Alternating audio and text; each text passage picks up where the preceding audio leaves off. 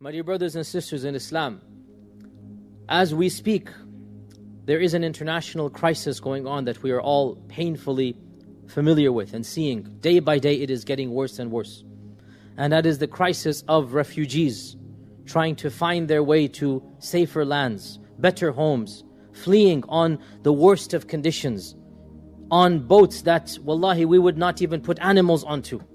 And they are being shoved in by the dozens, by the hundreds, even though perhaps it can only take 1/3 of that. And yet, because of what's happening, so many people are fleeing these lands. And yesterday there was a tragic case as well of almost 70 people suffocating to death in a van because they didn't have air to breathe. Wallahi, brothers and sisters, our hearts tremble when we think of such incidents. Innocent women and children. Pictures are found on the internet of bodies of babies. Today I saw one with a diaper on still. That's how young the baby was, washed up dead onto the shores of Greece. Wallahi, brothers and sisters, words, I don't know what to say, because it's so painful for any parent to see. To see the father who is crying, holding on to his little daughter as they land on the shores. To see a dignified man begging on the streets, holding on to his son or daughter. Wallahi, these are very painful images. And to realize that these are our brothers and sisters in faith. Even in humanity, doesn't matter what their religion is, but it makes it even more so that they're Muslim. But wallahi, even if they were not Muslim, even if they were animals, we're not supposed to treat animals like this. And to see the fact of the matter, and it has to be said, to see the arrogance and the greed of other human beings. Not over here, we're not going to let you in. To see people so selfish, they're not even going to give water and bread. To see riot police try to stop these people from simply trying to secure some basic food and water. Wallahi, brothers and sisters, we live towards the end of times where I would say the collective conscience of humanity seems to have almost died. And the sad reality is, these people are fleeing from Muslim lands.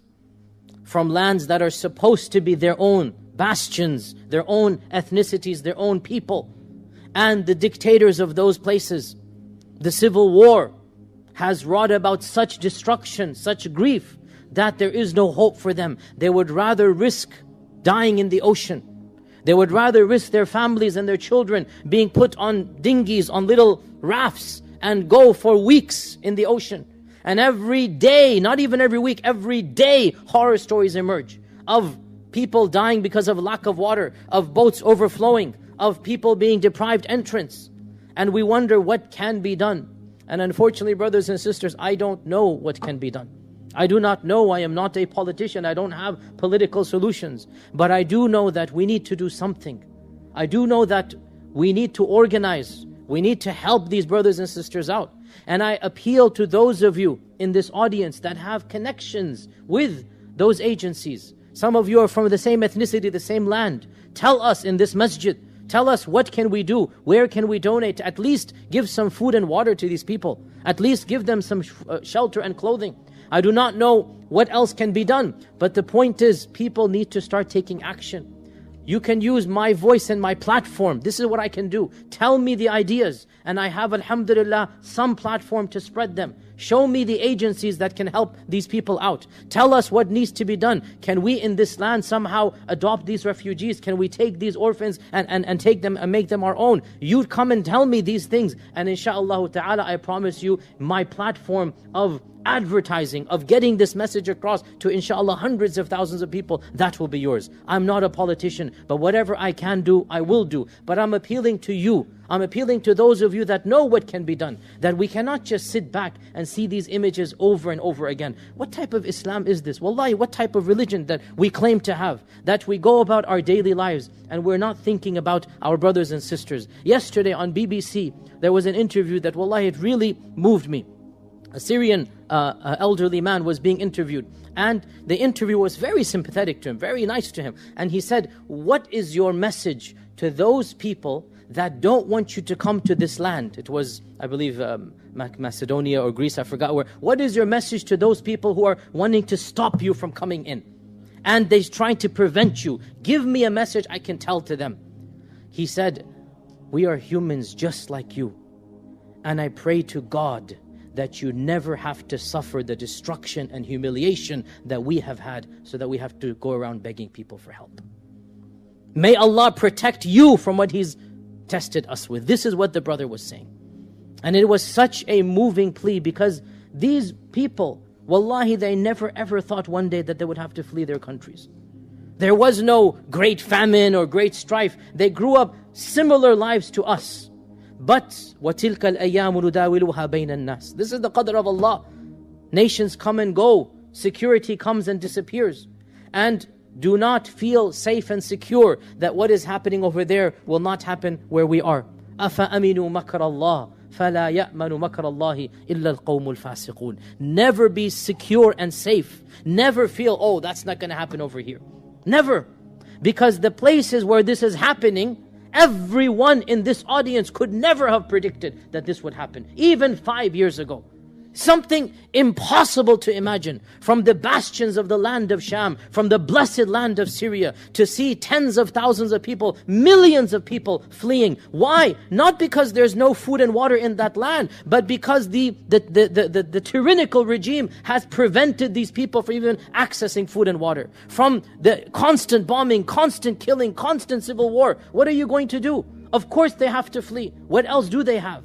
So my dear brothers and sisters, this second khutbah is not a call of action upon me. It is a call of action upon you. I want you brothers and sisters to tell us as a community, and to tell me what can be done to help these people out. And collectively, whatever we can do. We're not going to solve the problem maybe. But here's the point. Allah is not going to ask us, did you save 1 million people? But if we did save one person, maybe that one person will be our ticket to Jannah. We're not going to be responsible for beyond what's our control. But every one of us should give what we can. Every one of us should sacrifice whatever we can. Every one of us should try to alter our lifestyles in the least that we can do. And I say this over and over again every time a tragedy and calamity happens. The least that we can do is to be thankful to Allah for all the blessings He has given us. And that thanks is demonstrated through extra prayer, extra rituals, extra worship, extra sadaqah. That thankfulness isn't just by the tongue. Oh Allah, thank you. Oh Allah, alhamdulillah. That's no. That thankfulness is demonstrated by living a life of humility, a life of humbleness, a life of appreciation. Thank Allah you can hug your daughter before you go to sleep and you're not worried about somebody throwing a bomb on it. Wallahi, I mean, this is such a simple blessing. Thank Allah your sons come home and you're arguing over the most trivial things. And you don't have to worry about where is he going to be fed from. Thank Allah you have air to breathe, rather than the 71 people who died because they didn't have air. Think about that. They were literally suffocated in the back of a truck, and the drivers, whatever the story, they just left them until they died out of heat and because they didn't have air to breathe. Thank Allah. That should lead us for humility, for thankfulness, for extra worship, extra religiosity. Maybe I can't save all of them, but I can become a better person. I can be more appreciative. I can be a better Muslim, a better human being. And that is at least the minimum that we can do. But I want to do more than the minimum. I don't want just the minimum. I want to go beyond this. And that's why I am challenging you, all of us. We are, mashallah, 500 here. In the city, we're 5,000. In this country, we're 5 million, 10 million. We can't just sit back and scratch our heads and say, what are we going to do? Let's have a call of action. Let's do what we can. I don't know. You tell me. Can we petition our government to increase the refugees? Can we individually sponsor orphans to come and live amongst us? What can we do? But this is a crisis that we cannot just sit back and ignore. Because, wallahi, if we did that, this would mean we have no heart. This would mean we have no sense of iman and humanity. And wallah, it's not even religiosity, it's humanity. Humanity. Even if animals were being treated like this, the world would become aghast. But unfortunately, it looks like there is hardly any pulse in the rest of the ummah. But at least for us, inshaAllah, we have to make our excuse in front of Allah subhanahu wa ta'ala. Brothers and sisters, this is not an empty request from all of you. Tell me what needs to be done, and we will organize, and I will give khutbahs about it, and I will post on my Facebook and Twitter, and we will try to do something to help these innocent brothers and sisters. For how long? For how long have they suffered? For how long will they continue to suffer? The least we can do is to try our best to make their situation better. Perhaps Allah subhanahu wa ta'ala will have pity on us in those attempts. Allahumma inni da'in fa'aminu.